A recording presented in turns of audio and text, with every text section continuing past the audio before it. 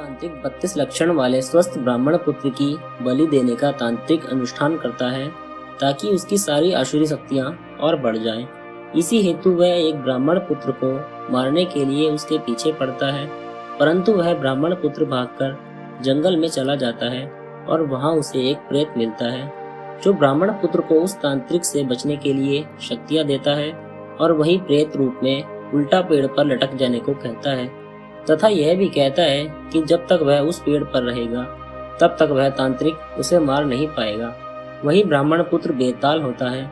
कपटी तांत्रिक एक भिक्षुक योगी का स्वांग रचता है और राजा विक्रम के पराक्रम और शौर्य गाथाओं को सुनकर अपना काम निकलवा लेने का जाल बिछाता है और राजा विक्रम को यात्रा के दौरान प्रतिदिन एक स्वादिष्ट फल भेंट भेजता है जिसके अंदर एक कीमती रत्न रूबी होता है। इस भेद का पता लगाने राजा विक्रम उस भिक्षुक की खोज करते हैं।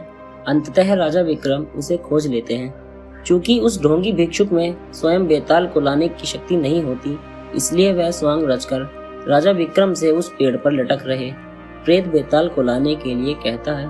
राजा विक्रम उस तांत्रिक की असली मंशा से अनजान उस काम के लिए निकल पड़ते हैं। राजा विक्रम पेड़ से बेताल को हर बार उतार लेते और वह उस भिक्षुक के पास ले जाने लगते।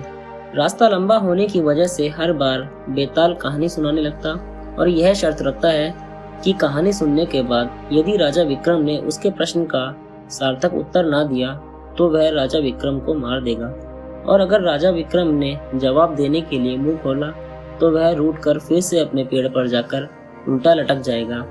राजा चंद्रसेन और नवयुवक सत्वशील की कहानी।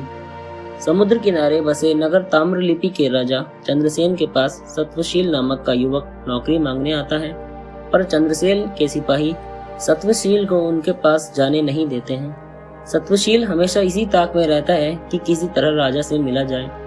एक दिन राजा की सवारी जा रही होती है। गर्मी अधिक होने के कारण राजा चंद्रसेन को बहुत तेज प्यास लग जाती है। बहुत खोजने पर भी उन्हें पानी नहीं मिलता। ऐसा लगता है कि मानो प्यास से जान ही निकल जाएगी। तभी उन्हें मार्ग में एक युवक खड़ा दिखाई देता है। वह कोई और नहीं सत्वशील ही होता है, जो जानबूझकर पहले से राजा के मार्ग पर मौजूद रहता है। उसे देख राजा उससे पानी मांगते हैं। सत्वशील फौरन राजा की प्यास बुझा देता है और साथ ही खाने के लिए उन्हें फल देता है। चंद्रसेन सत्वशील से प्रसन्न होकर पूछते हैं कि वह उनके लिए क्या कर सकते हैं। सत्वशील मौका देख अपने लिए नौकरी मांग लेता है। राजा चंद्रसेन उसे काम दे देते हैं और कहते हैं कि वो उसका उपकार याद रखेंगे। धीरे धीरे सत्वशील राजा का करीबी बन जाता है। एक दिन राजा उससे कहते हैं कि हमारे नगर में काफी बेरोजगारी है और पास में एक टापू काफी हरा भरा है। अगर उस टापू पर जाकर खोज की जाए तो हो सकता है हमारे नगर के लोगों के लिए वहां कोई अवसर निकल आए। सत्वशील तुरंत खोजबीन करने का बीड़ा उठा लेता है और राजा चंद्रसेन से एक नाव और कुछ सहयोगी प्राप्त करके समुद्र में टापू की ओर निकल पड़ता है। टापू के पास पहुंचते ही सत्वशील को एक झंडा पानी में तैरता नजर आता है। उसे देख सत्वशील तुरंत हिम्मत हार के पड़ताल करने के लिए पानी में कूद पड़ता है। सत्वशील अचानक खुद को टापू की जमीन पर पाता है, जहां एक सुंदर युवती संगीत सुन रही होती है। वह उस टापू की राजकुमारी होती है और उसके पास अन्य रावतियां भी होती हैं। सत्वशील उसे अपना परिचय देता है और राजकुमारी सत्वशील को भोजन करने का प्रस्ताव देती है और खाने से पहले पानी के छोटे तालाब में स्नान करने को कहती है। सत्वशील जैसे ही पानी में जाता है, वह खुद को ताम्रलिपि के महल में राजा चंद्रसेन के पास पाता है और इस चमत्कार को देख चंद्रसेन भी चकित रह जाते हैं। चंद्रसेन खुद इस रहस्यमय जगह पर जाने का फैसला कर लेते हैं और वहां जाकर उस टापू को जीत भी लेते हैं। उस टापू की राजकुमारी विजेता चंद्रसेन को उस टापू का राजा घोषित करती है।